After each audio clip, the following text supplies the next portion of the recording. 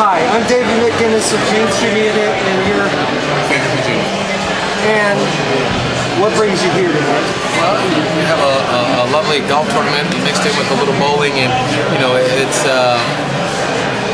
one of those things that I put on my schedule every year. Caddies4Cure raise money for MS and other local charities. I mean, it's very important that as an athlete that you try to give back as much as possible.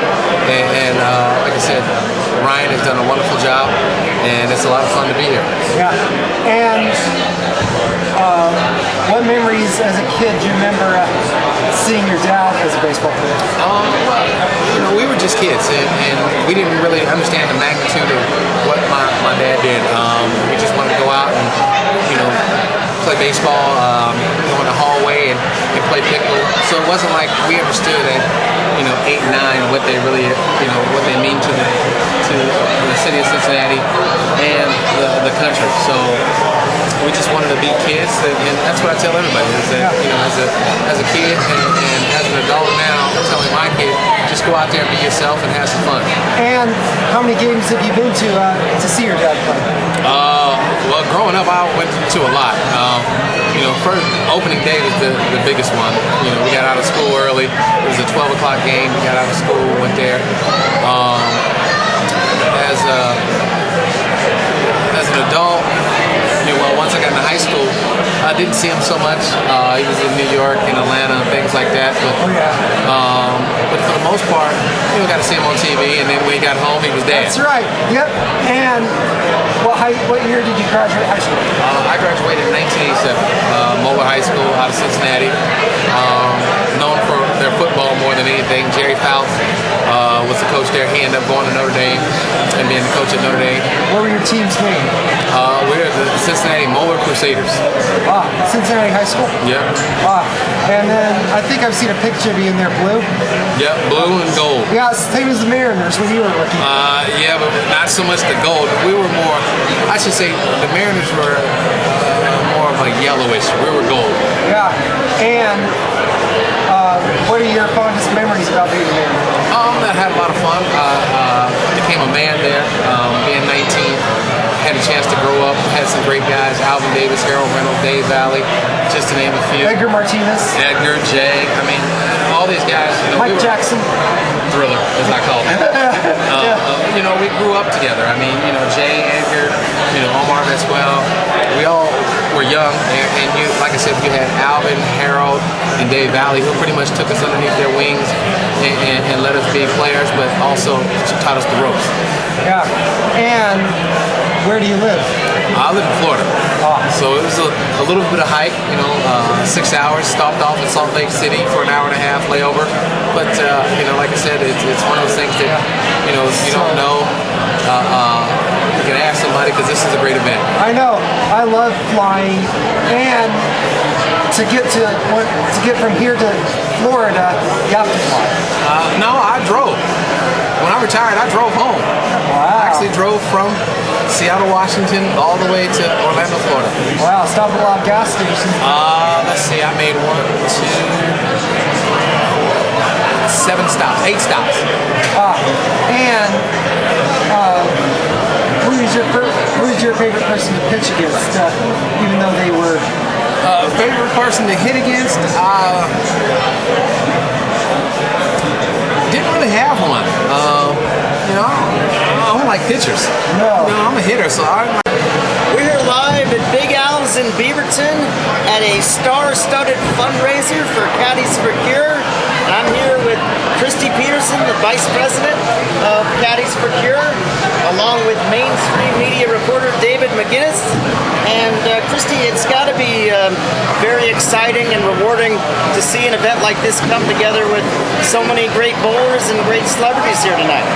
It sure is. It's really a testament to a lot of volunteers, a lot of support, and we are able to pull off a fabulous event and raise a lot of money for some causes close to our hearts.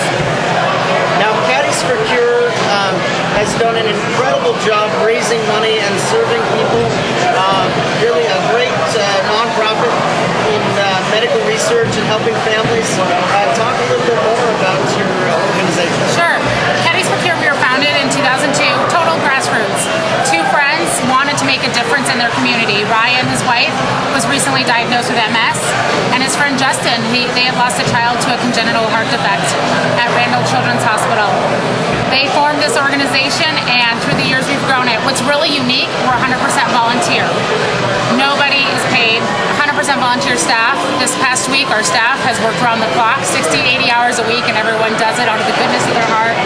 Total volunteer. We want to make a difference in the community. Our main two causes are the National Multiple Sclerosis Society, our Portland chapter, and Randall Children's Hospital. We also do other little things in the community.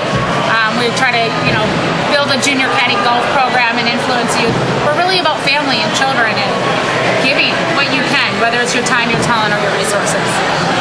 Now we'll turn it over to mainstream media reporter David McGinnis. David, what kind of questions do you have for us? Well, what brought you here? What brought me to Caddies4Cure? Marcy was a dear friend of mine, is a dear friend of mine, and here was a chance I could do something that's bigger than myself to make a difference. We all have this capability to give of our talents. We have God-given talents, and I really believe we're meant to share them. So you find what you're good at and you share it and make a difference in the world. Hi, I'm David McGinnis with Mainstream Media, and you're Jerome Bettis, formerly of the Pittsburgh Steelers. Yeah. And where were you born and raised? I was born and raised in Detroit, Michigan. Yeah, I went to college at the University of Notre Dame, and then I was drafted first round to the Los Angeles Rams.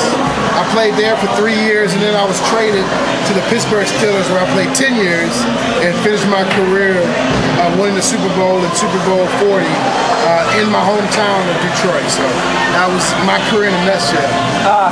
And how long have you lived in Detroit? Well, I was there growing up, and then once I left college, I haven't lived there permanently anymore. I live in Atlanta, Georgia now with my wife, and I have 2 children, 8-year-old daughter, her name is Jada, and 6-year-old son, Jerome Jr. So my life has kind of moved from Detroit. Now I'm in Atlanta. And what position were you? I was a running back. I was a big running back, and my nickname was the Bus because I was so big. Yeah. And what other sport do you like besides football? You know what? I grew up as a kid bowling, and that went until I was about 14, 15. Then I had to make a decision. I decided to play football, and then I've been a football player for the rest of my life, but amazingly enough, I started playing golf, and so now I got hooked on the golf bug. So now I try to play golf every chance I get. Do you think you ought to learn how to play basketball? Unfortunately, I was challenged as a kid with height. I knew I wasn't going to get too tall, so unfortunately, I'm a midget in terms of basketball. Yeah. And can you skate? I can't skate. Never, I grew up in Detroit and it's cold weather, but I never threw on a pair of skates and never tried to skate. Not even roller skates or skateboarding? Not even roller skating or skateboarding, nothing. No kind of skates at all. Yeah. Absolutely not. And what are your hobbies?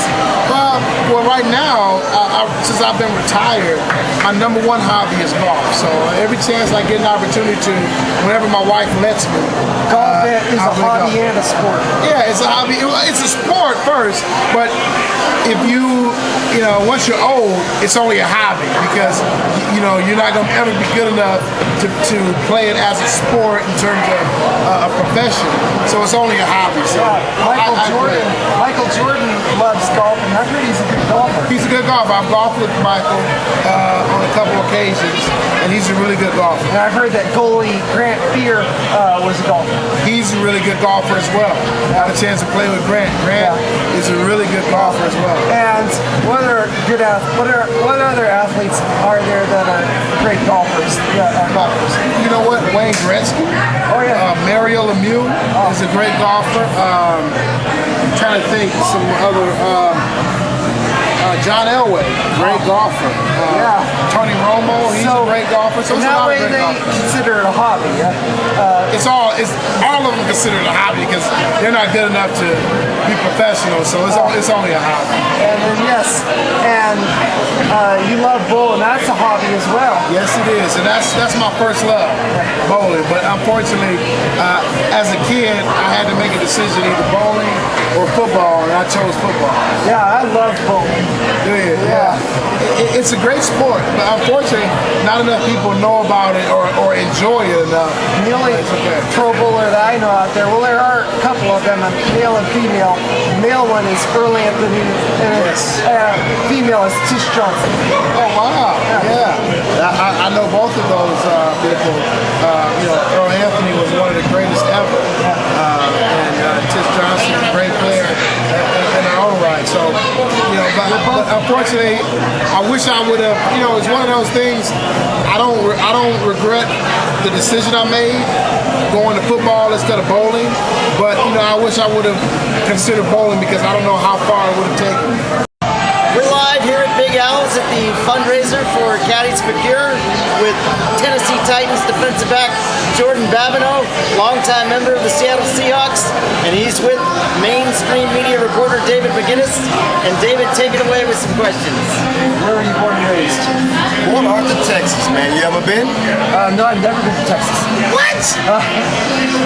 Well, you got to put that on the bucket list. I'm telling you. Yeah. No place like Texas. And then, what college did you go to? I played at Southern Arkansas, Division II school, small school, maybe about What 3,000, 3,500 What is their enrollment. team name? Our mascot? Yeah. The Mule Riders. And what color are they? Blue and gold. Yeah, and then your college, I think, is about the same size as St. John's in New York. Really? I don't know, because Well, I'll tell you what, they're a lot bigger school than we are. I mean, have you ever played them in football? does St. John's have a football team? I don't know. That's a basketball school, isn't it? Yeah. Well, we played, it's a smaller school, Division II. Well, for college, it's regional. Well, I think that a lot of teams that we played were like Delta State, Valdosta State, Monticello, Harding, things that. I promise you, these are schools that you've never heard of. I thought a great way to end the night here would be describe in as much detail as you can the best football play you've ever made. You know the one play that you want to hear about, right? I know you want to hear about the Tony Romo play, right? What was that, the 06 wild card playoff game versus the Dallas Cowboys? The Cowboys are getting ready to kick the go-ahead field goal with about 1:20 left on the game clock in the fourth quarter. Snap, hold, kick. You would normally think, right? Not this time. It was snap, hold, botch, fumble. And Tony Romo, really had a walk in the end zone.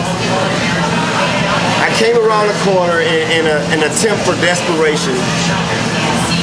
Reached out, laid out, parallel to the ground, and grabbed him before he could get the first down.